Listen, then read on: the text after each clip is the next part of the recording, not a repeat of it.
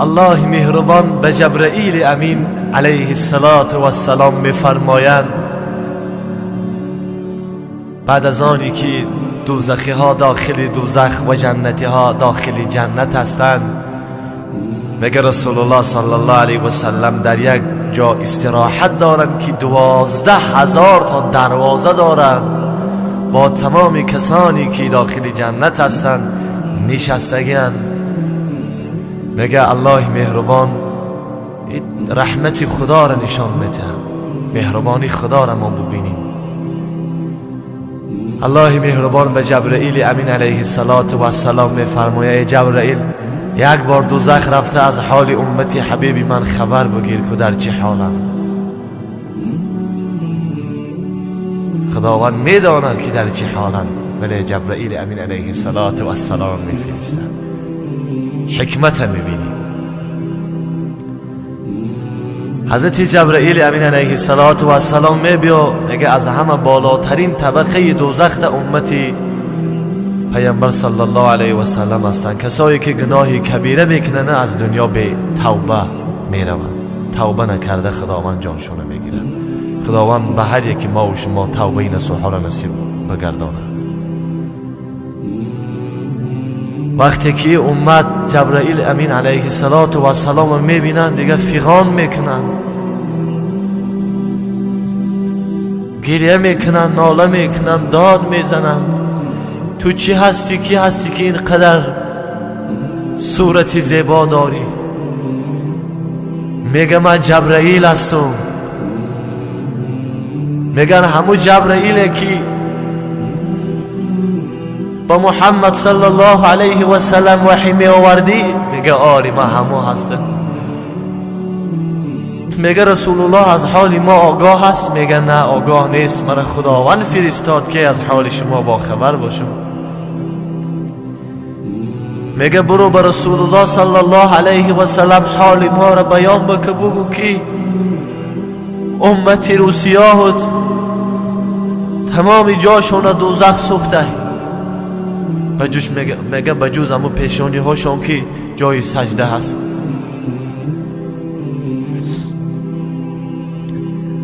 بگو که تمام چهره هاشون دوزخ سوزانده، سیاه کرده است.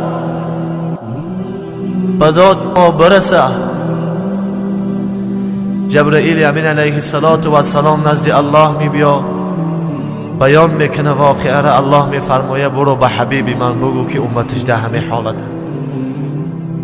میگه رسول الله در حال استراحت بودم، جبرائیل امین می بیا و بیان میکنه که یا رسول الله سلام امتی دوزخی های شما را آوردم.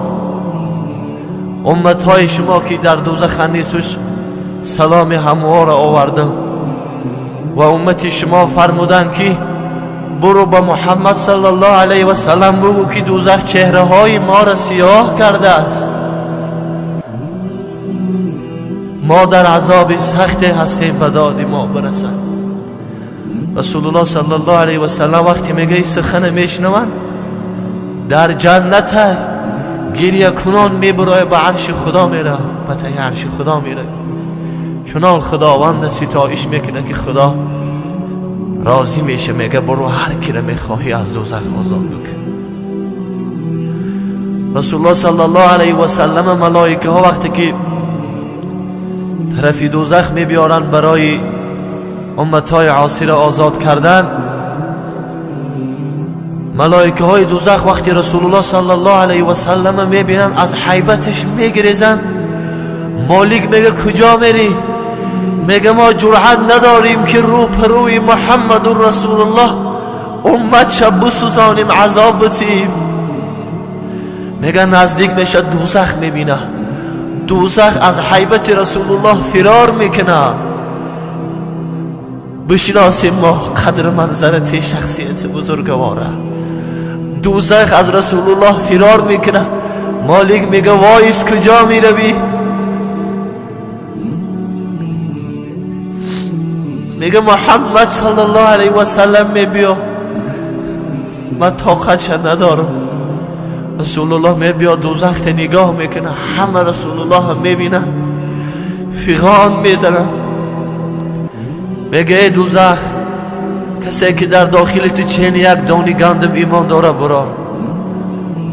میبرارن تا چینی نیم دانی گندم میروه. کسی چینی نیم دانی گندم ایمان داشت، میگه او را براره و باقی در دوزخ میمونن. خداوند مهربان ما و شما را از همون گروهی کرده باشه که به توبه از دنیا بمیریم و با همراهی رسول الله صلی الله علیه و سلم داخل جنت بدراییم. این دنیا اوقا دنیا نیست، این دنیا اوقا دنیا نیست که دل بندیم و راحت بگیم و کیف صفا فقط بگیم.